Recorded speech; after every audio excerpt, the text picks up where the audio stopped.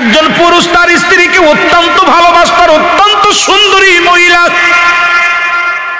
হঠাৎ করে কিছুদিন পরে, কয়েকটা বছর পরে স্ত্রী মারা গেল। স্ত্রী মারা গেছে, স্বামী সহ্য করতে পারে নাই। স্বামী স্ত্রীর কবরের পাশে দাঁড়ায় দাঁড়ায় কান্দে, বৈশা বৈশা কান্দে। সকালে যায়, আসর পর্যন্ত বসে বসে কান্দে। লোকজনে বলে, ভাই আর কান্দে লাভ কি, বিবি তো আর ফিরে আসবে না। কয় না রে ভাই, আমার বিবিরে আমি অত্যন্ত ভালোবাসি, স্ত্রীর মায়া আমি ভুলতে পারি না। স্ত্রীকে আমি হারাই আমি পাগল হয়ে গেছি গো, এই জন্য আমি স্ত্রীর কবরের পাশে বসে বসে কান্দি। একদিন নয়, দুদিন নয়, মাঝখানে কি রকম কান্না কাটি শুধু। আর একটা বিয়ে শাদী করে না, অন্য মেয়ের দিকে উপাদান আকৃষ্ট হয় নাই, শুধু স্ত্রীর জন্য কান্দে, প্রতিনিয়ত কবরের পাশে বসে বসে কান্দে। হঠাৎ একদিন ঈসা আলাইহিস সালাম ওই রাস্তা দিয়ে যাইতেছে, দেখে একজন পথিক কবরের পাশে বসে বসে দুটি চোখের পানি ছেড়ে কাঁদতেছে আর বলতেছে, আল্লাহ আমার বিবিরে তুমি নিয়ে গেলা, বিবিরে ছাড়া আমি বাঁচতে পারি না, বিবিরে ছাড়া ঘুমাইতে পারি না, বিবিরে ছাড়া আমার ভালো লাগে না, বিবিরে ছাড়া আমি খাইতে পারি না। ঈসা আলাইহিস সালাম যে ডাক দে বলে, ভাই তুমি কান্দো কেন? হুজুর আমি কাঁদছি কেন, আমার বিবি কবরে শুয়ে আছে, আজ থেকে অনেক দিন যাবত মারা গেছে, এখন বিবির মায়া আমি ছাড়তে পারি না,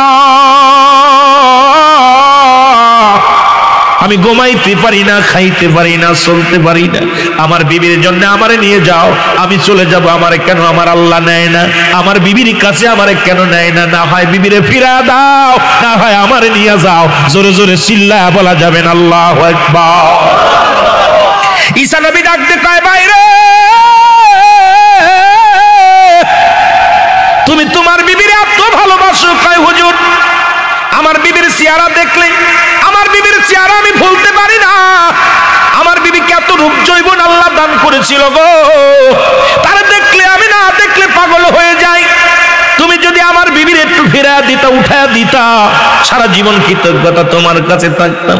ঈসা নবী কয়, তোমার বিবির কবর কোনটা, কয়টা?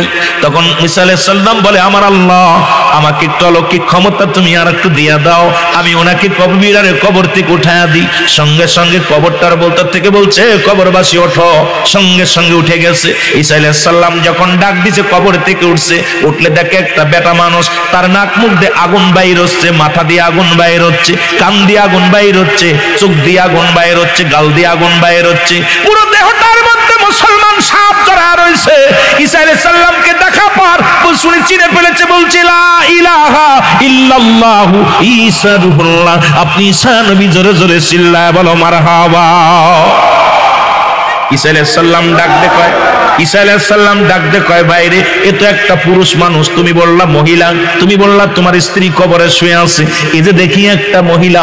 এখন বইটা কয়, হুজুর ভুল হয়ে গেছে, ওটা আমার কবর না, আমার বিবির কবর না, পাশেরটা আমার বিবির কবর। ও মুসলমান শুনে নাও। এবার ঈসা আলাইহিস সালাম, ওই লোকটা যখন ঈসা আলাইহিস সালামের ঈমান আনছে, ঈসা আলাইহিস সালামের উপর ঈমান আনছে, সঙ্গে সঙ্গে তার কান থেকে আগুন বেরোনো বন্ধ হয়ে গেছে, গাল থেকে আগুন বেরোনো বন্ধ হয়ে গেছে, বাদান জবান দিয়া গাল দিয়া সব জায়গা দিয়া আগুন বেরোনো বন্ধ হয়ে গেছে। সাপগুলো তারা ছেড়ে দিছে। বেঈমান হয়ে মারা গেছিল, ইমানদার হয়ে আবার কবরে গেছে। জোরে জোরে চিল্লায়া বলা যাবেন আল্লাহু আকবার। এবার ঈসা আলাইহিস সালাম আবার কবরের পাশে দাঁড়া ডাকতে বলে, মালিক তুমি আমারে আবার একটু পাওয়ার দাও। ঈসা আলাইহিস সালাম আবার ওই মহিলার কবরের পাশে ডাকতে বলে, এ মেয়ে ওঠো, কবর থেকে ওঠো। সঙ্গে সঙ্গে কবর থেকে উঠে আসছে, দেখে একদম বাজান পরি, অনেক সুন্দর চেহারা, এখন সুন্দর চেহারালা মহিলা। মেয়ে বলে, হুজুর এটাই আমার স্ত্রী। কয়ে, যাও তোমার স্ত্রীকে নিয়ে চলে যাও, তোমার স্ত্রীকে পায় তুমি খুশি হয়েছ। ও মুসলমান শুনে নাও, স্ত্রী কি করলো? এবার উঠা পরে ঈমান নিয়ে মারা গিয়েছিল। অনেক মুসলমান গভীর মনোযোগ শুনে নাও, এ দুনিয়ার মানুষ শুনে নাও। স্ত্রীকে যখন সঙ্গে সঙ্গে দিলেন, বলে যাও তুমি নিয়ে বাড়িতে চলে যাও।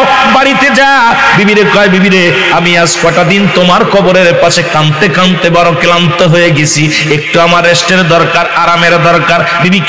বিবিরে বলছে, বিবিরে তোমার উরুতের পর আমি মাথা রাখবো, আমার মাথাটা একটু মাথার মধ্যে হাত বোলায়া দাও, আমি ঘুমায়া যাব।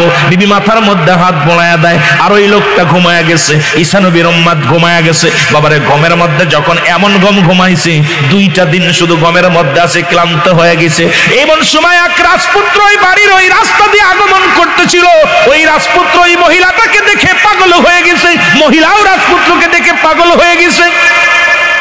আস্তে আস্তে করে স্বামীর মাথাটা নিচেই রেখে রাজপুত্র কয়, আই লাভ ইউ। কথা বুঝেননি? আমি তোমার ভালোবাসি। আনা ওই বুকা ইন্না দ্বারা সুকা, আনা ওই বুকা ইন্না সাকা সাকা। আমি তোরে ভালোবাসি। এরে বাবা শুই না, স্বামীর মাথাটা নিচেই রেখে সঙ্গে সঙ্গে রাজপুত্রর সঙ্গে রওনা দিয়ে চলে গেছে একটা ঘোড়া করে। এবার লোকটা দুদিন পরে গম ভাঙছে, গম ভাঙ্গিয়া দেখে রে বিবি নাই, পাশে বিবি নাই, পাগল হয়ে গেছে। আর এত